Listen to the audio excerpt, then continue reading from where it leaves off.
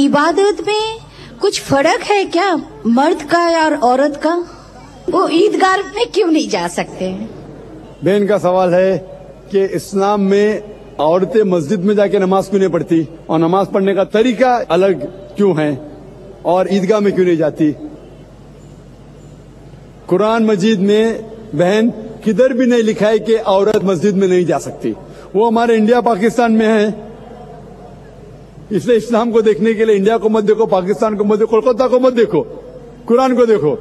कई हदीस है सही बुखारी में जिल्द नंबर 1 आखिरी हदीस, do not prevent the female servant from going to the mosque, मतलब मोमिना को मस्जिद में जाने से मत रोको, अल्लाह के रसूल फरमाते। आप पढ़ेंगे सही बुखारी जिल्द नंबर 1 हदीस नंबर 824, उसमें अल्लाह के रसूल फरमाते कि do not prevent your women to go to the mosque even at night.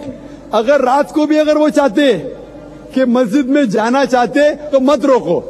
तो मस्जिद में औरतें जा सकते हैं। वो अभी इंडिया पाकिस्तान में रोकते, क्यों रोकते उनसे पूछिए। कुरान और हदीस में तो लिखा जा सकते हैं। कलकत्ता में भी एक आध मस्जिद है क्या नहीं भाई? है, 2 मस्जिद है भाई साहब बोलते, 2 मस्जिद है। एड्रेस ले लेना बाद में। 2 मस्जिद है जहाँ खवातीन जा सकते। इंशाअल्लाह कल 4 होंगी, परसों 10 होंगी, इंशाअल्लाह सब मस्जिद में 4 होंगे। Equal but separate facility. और अल्लाह के रसूल फरमाते उस तरीके से पढ़िए जिस तरीके से आप मुझे देखते हैं। तरीका यकसा है, औरत और मर्द का पढ़ने का तरीका यकसा है। आपको दूसरा सवाल, ईदगाह में क्यों नहीं जाते? अल्लाह के रसूल की हदीस है कि जब आप ईद नमाज के लिए जाते हैं, अपने बीवी को भी लेके जाओ, बच्चों को भी लेके जाओ।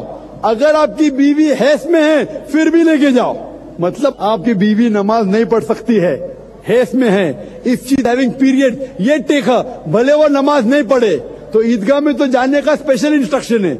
अगर हैस में फिर भी जा सकते, तो ये गलत फहमी है कि औरत मस्जिद में नहीं जाना चाहिए या औरत ईदगाह में नहीं जा सकते।